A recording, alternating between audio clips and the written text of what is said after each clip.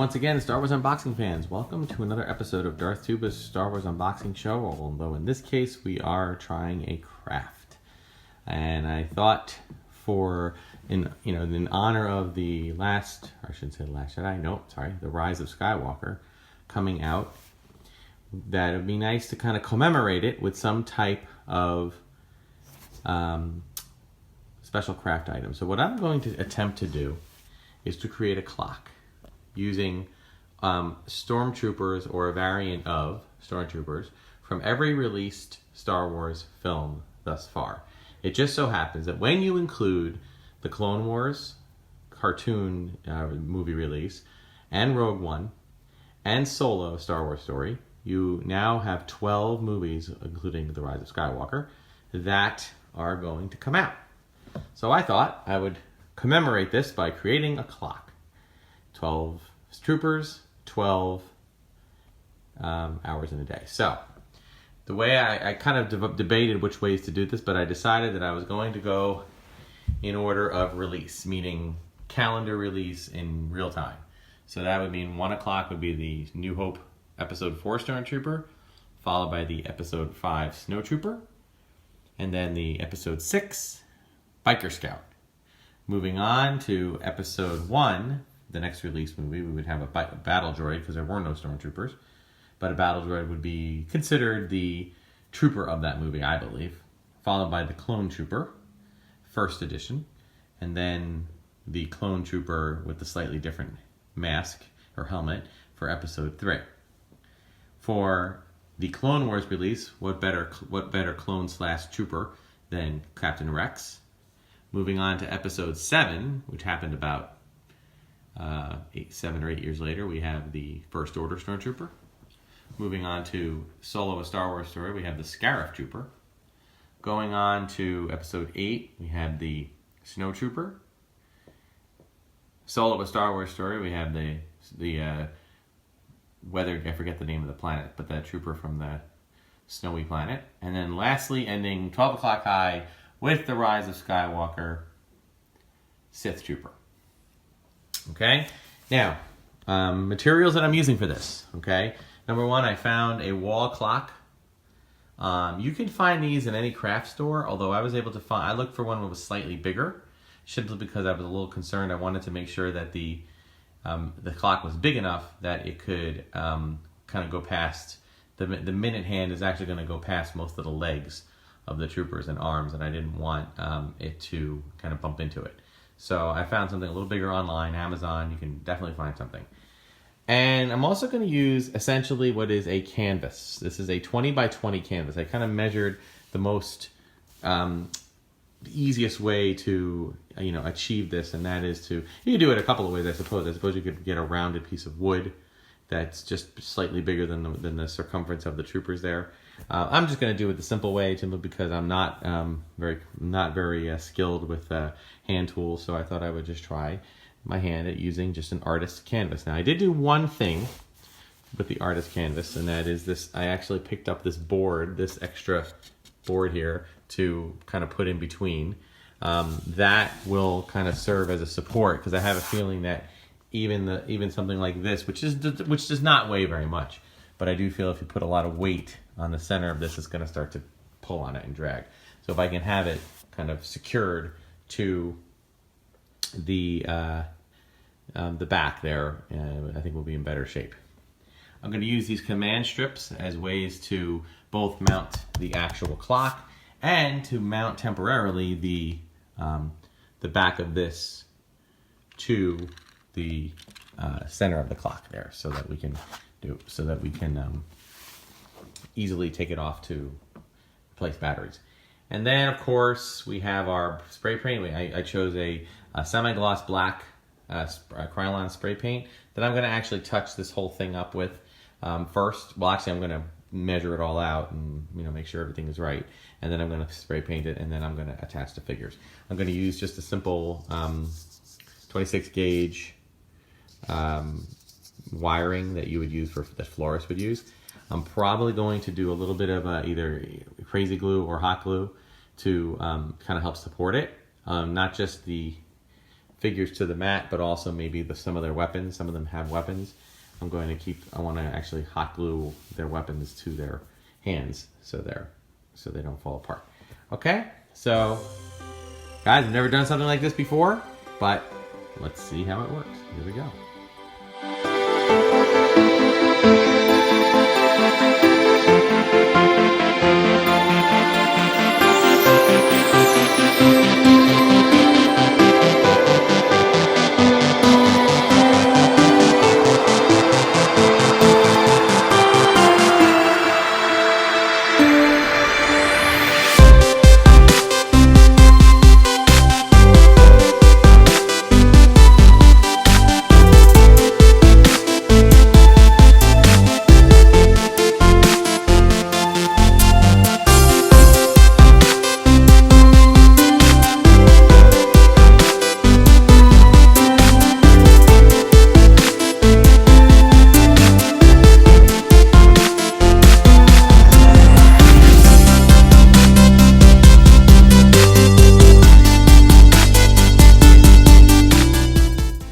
Okay, so as you can see, I just kind of scored or put a few holes in where I'm going to align the figures. Now I do realize that, you know, any mathematicians out there are going to probably cry foul, and that I didn't actually measure this in the correct way. I didn't have a protractor, so I know that it's supposed to be 30 degrees going up for each of these. However, there is kind of, each figure is a slightly different width and a slightly different height and a slightly different space in between. So it's going to be a little bit of a challenge to try to do that for every figure.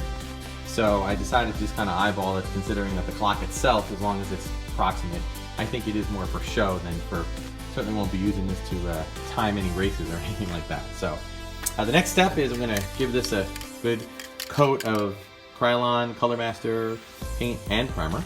Okay, so you only have to do this hopefully once.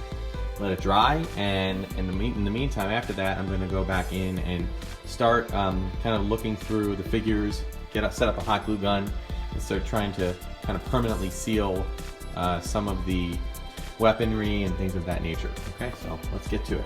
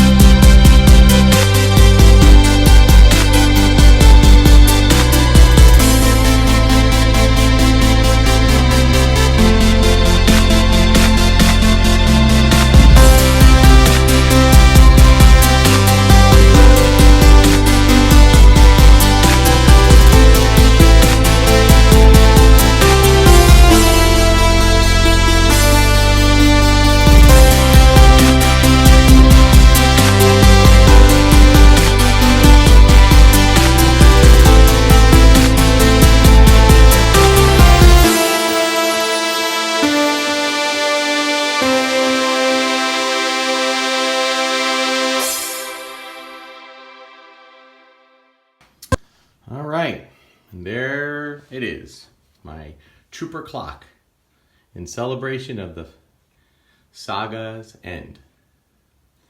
And a couple of little things I did that might not have come out on the video is first off, the clock itself, you have to be careful that the bottom of it is flush against the flat piece. I actually have a board back here, I'll show you.